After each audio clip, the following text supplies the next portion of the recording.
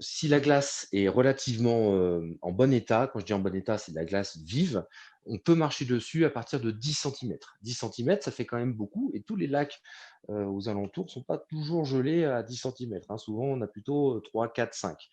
Donc c'est quand même prendre un risque d'y aller et pour, voir si c'est, solide, on va dire, ça va de la couleur. Donc si c'est un bleu assez intense, et puis ça va aussi au relief, à la texture de la glace ou de la neige qui est dessus. On n'a pas toujours une scie à glace ou une tronçonneuse pour voir si on a une belle épaisseur, mais en gros, en prenant un gros caillou, en le jetant dessus, le caillou, il rebondit si c'est de la glace vive.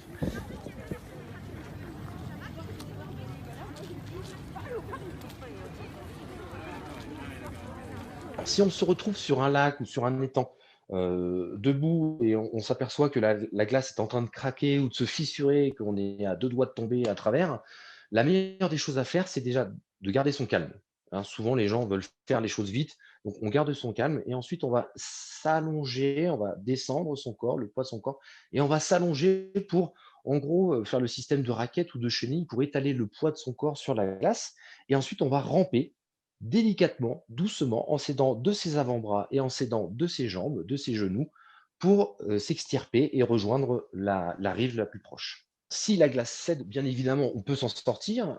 Il y a la température, il y a un choc thermique qui est très important, donc on peut avoir le souffle coupé, donc on se calme.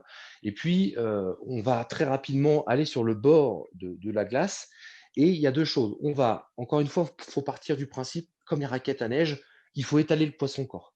Donc on se rapproche du bord, on va mettre ses bras le long de la glace et on va pédaler très, très, très, très fort avec les jambes, le plus fort possible, le plus rapidement possible, pour pouvoir s'extirper de la glace et récupérer la glace solide. Il ne faut pas non plus traîner, pour une raison principale, c'est que on est habillé, donc si on a des bottes, si on a des choses comme ça, eh bien, on peut très bien aussi se faire embarquer vers le fond. Donc si on commence à être lourd quand on tombe, n'hésitons pas à retirer les chaussures, n'hésitons pas à retirer ses habits. C'est surprenant, mais ça peut vous sauver la vie.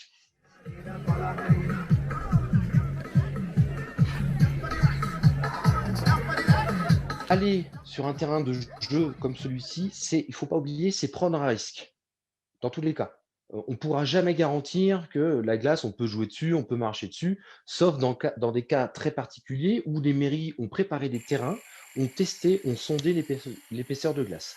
Moi, je suis à Tignes, c'est ce qui se passe. On a un lac qui est gelé et la mairie sonde régulièrement le lac et jalonne en disant vous pouvez marcher à tel endroit. Il vaut mieux éviter quand même d'aller jouer sur la glace, même si on a envie, je le comprends, mais il ne faut pas oublier non plus que la glace, elle n'est pas forcément homogène partout et des fois, dans certains lacs, il peut y avoir des sources souterraines qui vont fragiliser par-dessous et qui va éroder en fait, la glace et donc on ne le voit pas de l'extérieur et potentiellement on va marcher et puis on peut passer à travers parce que cet endroit-là est beaucoup plus fragile que les autres, mais ça on ne le voit pas de l'extérieur.